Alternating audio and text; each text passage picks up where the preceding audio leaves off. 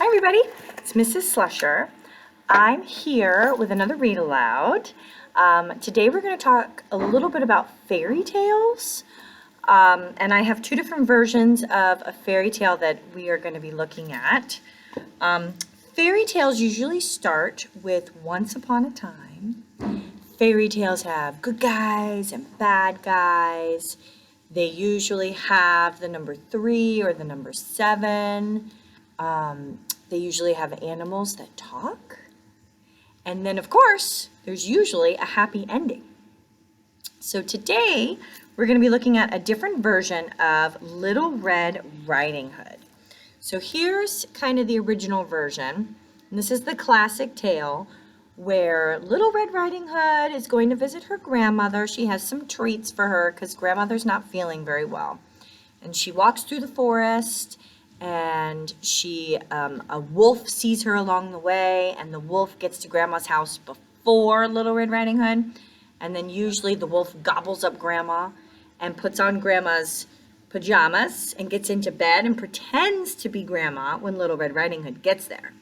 And then Little Red Riding Hood says, "Oh, what big eyes you have. What big ears you have, Grandma. What big teeth you have." And then from there, there's different versions. In this one, the wolf ends up gobbling up Little Red Riding Hood as well. And then a hunter in the woods comes along and he saves the day. And he saves Little Red Riding Hood and Grandma. So it's a happy ending for Little Red Riding Hood and Grandma. Not a happy ending for the wolf, right, friends? But the wolf was the bad guy. Now, this version that we're going to read today is called Lon Po Po. And this is a Little Red Riding Hood tale from China. And this is by Ed Young. So you're going to see some similarities and some differences. Some things are the same and some things are different. So it says, long, long ago, a good woman lived with her 3 daughters. See that number 3? And they lived in China. One day, she had to leave to go visit their grandmother. So she warned her children to close the door and don't open it. But soon after, there was a knock at the door and a voice saying that it was their grandma, their Po Po. That's what they call their grandma, Po Po. But what could the children do but let her in? But what a low voice she had, what thorny hands she had, and what a hairy face she had. Are you hearing some of the similarities? So let's read Lon Po Po by Ed Young.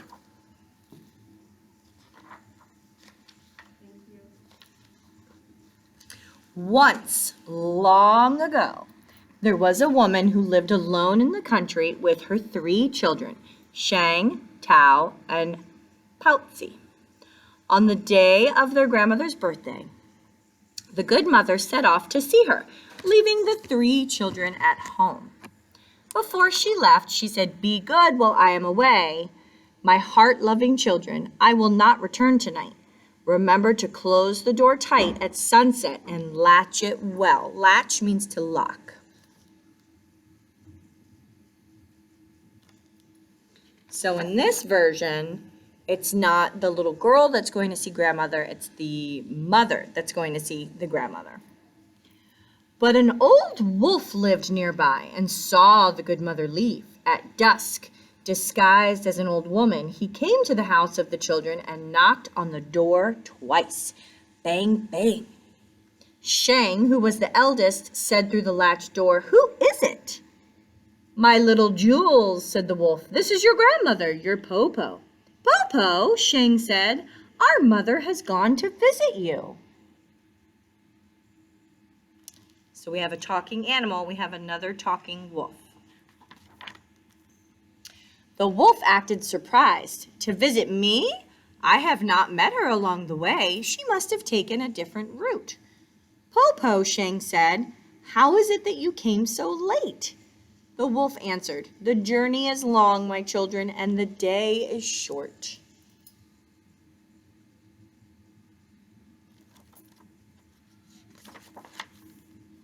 Shang listened through the door. "Po Po," she said, "why is your voice so low?" "Your grandmother has caught a cold, good children, and it is dark and windy out here. Quickly open up and let your Po Po come in," the cunning wolf said. Tao and Potsy could not wait. One unlatched the door and the other opened it. They shouted, "Popo, Popo, come in!" At the moment that he entered the door, the wolf blew out the candle. "Popo," Shang said, "why did you blow out the candle? The room is now dark." The wolf did not answer.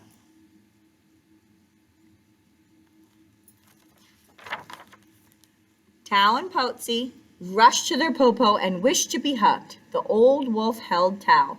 "Good child, you are so plump." He embraced Potsy. "Good child, you have grown to be so sweet." Soon the old wolf pretended to be sleepy and he yawned. "All the chicks are in the coop," he said. "Popo is sleepy too." When he climbed into the big bed, Potsy climbed in at one end with the wolf, and Shang and Tao climbed in the other. But when Shang stretched, she touched the wolf's tail. "Popo, your foot has a bush on it."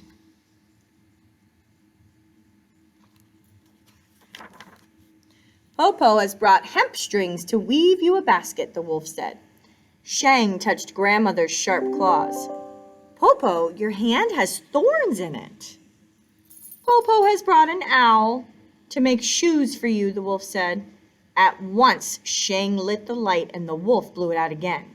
But Shang had seen the wolf's hairy face.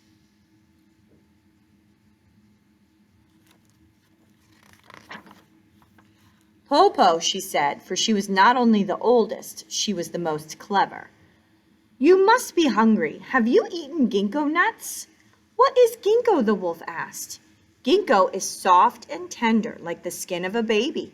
One taste and you will live forever," Shang said. "The nuts grow on the top of the tree just outside the door." The wolf gave a sigh. "Oh dear, Popo is old and her bones have become brittle. No longer can she climb trees." "Good, Popo, we can pick some for you," Shang said, and the wolf was delighted.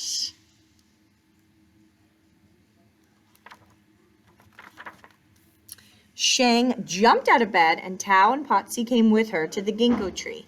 There, Shang told her sisters about the wolf, and all three of them climbed up the tall tree. That was so smart. Now they are out of reach of the wolf.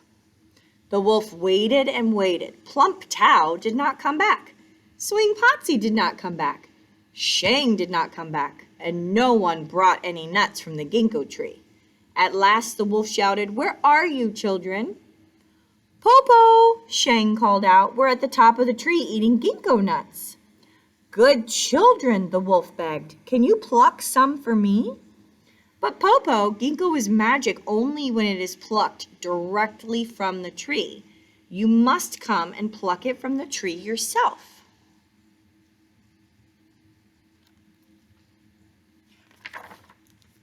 The wolf came outside and paced back and forth under the tree where he heard the three children eating the ginkgo nuts at the top. "Oh, Popo, these nuts are so tasty. The skin is so tender," Shang said. The wolf's mouth began to water for a taste. Finally, Shang, the eldest and the most clever, said, "Popo, I have a plan. At the door, there's a big basket, and behind it is a rope. Tie the rope to the basket, sit in the basket, and throw the other end to me. I can pull you up." What are they doing with the basket and the rope and the wolf, I wonder? The wolf was overjoyed and fetched the basket and the rope and then threw one end of the rope to the top of the tree. Shang caught the rope and began to pull the basket up and up. Halfway, she let go of the rope, and the basket and the wolf fell to the ground. "Oh, I am so small and weak, Popo," Shang pretended. "I couldn't hold the rope alone." "This time, I will help," Tao said. "Let's do it again."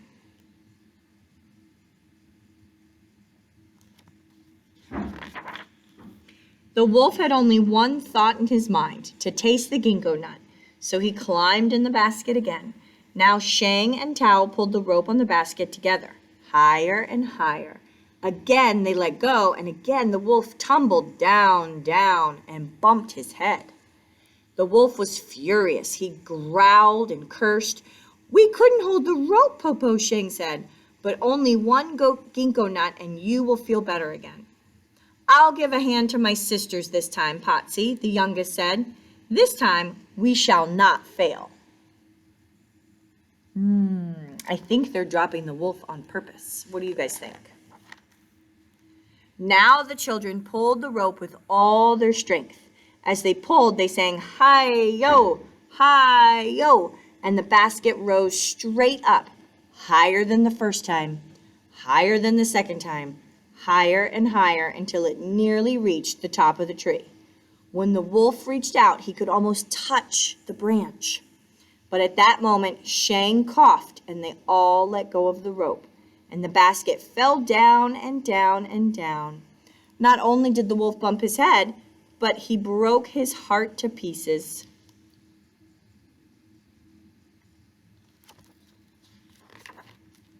"Po-po!" Shang shouted, but there was no answer. "Po-po!" Tao shouted, but there was no answer. "Po-po!" Potsy shouted, but there was no answer. The children climbed to the branches just above the wolf and saw that he was truly dead. Then they climbed down, went into the house, closed the door, locked the door with the latch, and fell peacefully asleep. So they outwitted the wolf. On the next day, their mother returned with baskets of food from their real Po-po, and the three sisters told her the story of the Po-po who had come.